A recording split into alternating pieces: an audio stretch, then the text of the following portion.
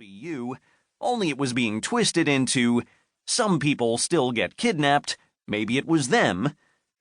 I was running out of alternative explanations for why two reasonably intelligent teens had not found a place with Wi-Fi from which they could contact my wife Leah or me. As I waited idly and ineffectually on a train platform, making sure not to lose my own Wi-Fi connection, various scenarios began worming their way into my mind. Could Katrina and CJ have been grabbed off a crowded metro train at rush hour? If so, how would I explain that to my mother? Just a few weeks earlier, the Wheelans had set out on a family gap year. In fact, we would only be traveling for 9 months, but why mess with a good slogan? The first stop on our adventure was Colombia. We had plans to continue traveling for another 8.5 months. My wife Leah and I had recently turned 50. This was a midlife adventure, arguably more constructive than buying a sports car or having an affair. 30 years earlier, after we had both graduated from college, we had set out on a similar adventure, traveling around the world from the fall of 1988 through the summer of 1989. That backpacking trip, which cost us each less than a Honda Civic, was the defining experience of our young adulthood. Now, having spent 2 decades living in Chicago and then a handful of years in New Hampshire, we were seeking to replicate our around-the-world experience, albeit with our teenage children. So, who are we?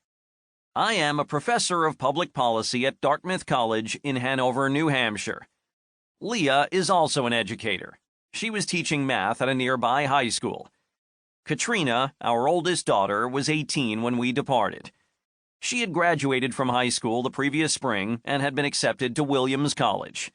She deferred her admission, giving her a year during which she would be unencumbered by any formal responsibilities, a true gap year. Katrina is arguably the most intellectual member of our family. She once remarked, in middle school, "I don't know why anyone bothers to memorize the quadratic formula when it's so easy to derive." I nodded in bemused acknowledgement, since I have no idea how to derive the quadratic formula. For Katrina's 18th birthday, Leah and I did not buy her a car, or a new phone, or Taylor Swift tickets. Rather, we arranged for her to have lunch with Esther Duflo, a famous MIT economist who has since won the Nobel Prize. Esther, as Katrina referred to her around the house, is a development economist, meaning that she works on issues related to global poverty. For a high school project, Katrina had studied one of Esther's academic papers that explained how information flows through an Indian village. Katrina then improved upon the model, her words, to explain how gossip spreads through Hanover High School.